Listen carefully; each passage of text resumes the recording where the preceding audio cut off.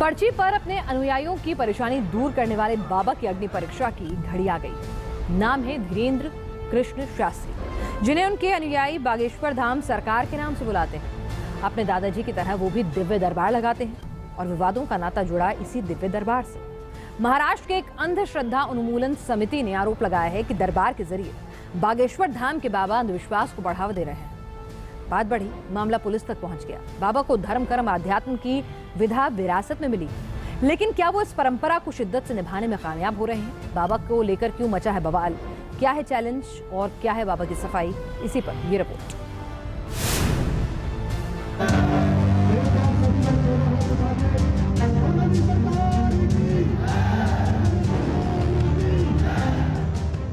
एक बाबा जो अपने अनुयायियों के बीच कई रूपों में नजर आते हैं।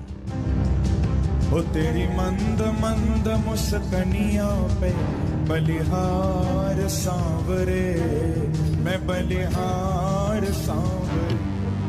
धर्म कर्म और अध्यात्म मंचन वाला दरबार लगाते हैं। तो सब में राम देखो, क्या देखो? सब में राम देखो। ठेठ बुंदेलखंडी बोली और हाईटेक दरबार वाले बाबा बागेश्वर धाम।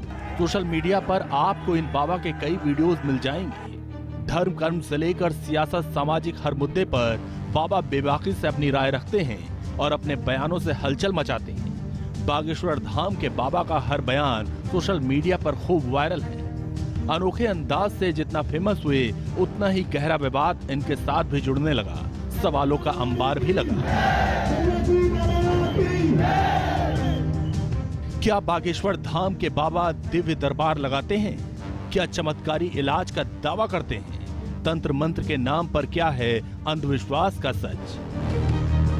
बागेश्वर धाम के पीठाधीश्वर धीरेन्द्र कृष्ण शास्त्री कस्बों शहरों में जाकर श्री राम कथा के साथ अपना दरबार लगाते हैं। ऐसी एक श्री राम चरित्र चर्चा महाराष्ट्र के नागपुर में आयोजित हुई थी। दावा है कि 2 दिन पहले ही यानी 11 जनवरी को ये कथा संपन्न हो गई, जबकि इसकी अंतिम तारीख 13 जनवरी थी। और इसके पीछे वजह नागपुर की अंधश्रद्धा उन्मूलन समिति को बताया जा रहा है, जिनका दावा है कि बाबा अपने दरबार में अंधविश्वास फैलाते हैं। समिति के अध्यक्ष श्याम मानव ने पंडित धीरेन्द्र कृष्ण शास्त्री पर जो इल्जाम लगाए वो बेहद संगीन है कि देव धर्म के नाम पर आम लोगों को लूटने, धोखाधड़ी और शोषण किया जा रहा है। महाराज अपने दिव्य दरबार में केवल कानून का उल्लंघन नहीं करते, वो ठगी करते हैं। ये जाहिर आरोप मैं कर रहा हूं। सभी तरह के पोस्टर्स प्रसिद्ध हुए, उसमें 5 से 13 जनवरी तक का कार्यक्रम है। 13 जनवरी तक का कार्यक्रम हो रहा था। इतनी बड़ी तादाद में लोग आते हैं, उसका संयोजन करने के लिए बहुत बड़े खर्चे आते हैं। इतने बड़े खर्चे बर्बाद कर 2 दिन पहले बाबा भाग गए यहां से। कोई दूसरा चारा नहीं था। अंधश्रद्धा उन्मूलन समिति बागेश्वर धाम के बाबा के खिलाफ मुखर है और पुलिस से कार्रवाई की मांग कर रही है। ये पहली बार है जब भक्तों के जमघट के बीच विवादों का साया भी बागेश्वर धाम के बाबा की चौखट तक पहुंचा। इल्जाम अंधविश्वास फैलाने का, इल्जाम धर्म कर्म के नाम पर जादू टोने से चमत्कारी इलाज करने का, और सबसे बड़ा इल्जाम ये कि बाबा फरेबी हैं। अंधश्रद्धा उन्मूलन समिति का दावा है कि धीरेन्द्र कृष्ण शास्त्री को चैलेंज दिया गया था कि आप देश के बीच दिव्य चमत्कारी दरबार लगाएं और ये सच बताएं, और सच बताने पर 30 लाख की धनराशि दी जाएगी। मगर खुद को घिरता देख नागपुर कार्यक्रम को छोड़कर बाबा भाग गए।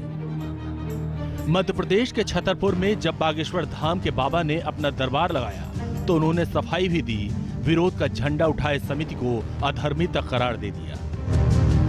अब जब निकल आए तो हाथी चले बाजार को। ये धर्म विरोधी लोग हैं। ना हम कोई दावा करते हैं, ना हमारे पास कोई सिद्धि है, ना चमत्कार। हनुमान जी के हम सेवक हैं और किसी को बनना हो तो वेलकम। बागेश्वर धाम के बाबा खुद को हनुमान जी का भक्त बताते हैं, मगर उनकी भाषा कई बार शब्दों के मान मर्यादा की लक्ष्मण रेखा पार कर चुकी है। यही वजह है कि अंधश्रद्धा उन्मूलन समिति अब खुलकर मैदान में उतर आया। आरोप लगाया कि कानून के खौफ की वजह से अब बाबा चमत्कारी इलाज से किनारा करने लगे हैं। बाबा को उनके अनुयायी बागेश्वर धाम सरकार की उपाधि देते हैं। दरबार में रौनक अपरंपार और भक्तों का अगाध विश्वास कि बाबा ही बेड़ा पार लगाएंगे। सनातन मंच से बाबा खुलकर बोलते हैं, बुंदेलखंडी अंदाज में ताल ठोकते हैं। चाहे मुद्दा लव जिहाद का हो, पठान मूवी पर खौलते आक्रोश का हो या फिर बुलडोजर वाला एक्शन, रिएक्शन देने में बाबा पीछे नहीं रहते। ऐसा ही वाकया इसी साल अप्रैल में हुआ जब राम कथा मंच से बाबा भावनाओं में बह गए।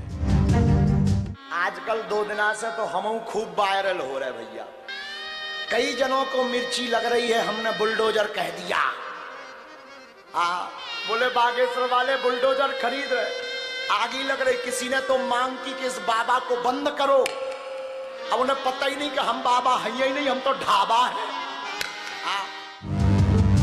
धार्मिक कथाओं की आड़ में जादू टोने या यूं कहे अंधविश्वास को बढ़ावा देने के जो इल्जाम लगे, उसमें कितना सच और कितना फसाना है, ये तो जांच में साफ होगा। मगर जिस बाबा के दरबार में हर वक्त सैकड़ों भक्तों का तांता लगा रहता है, वही बाबा आज विवाद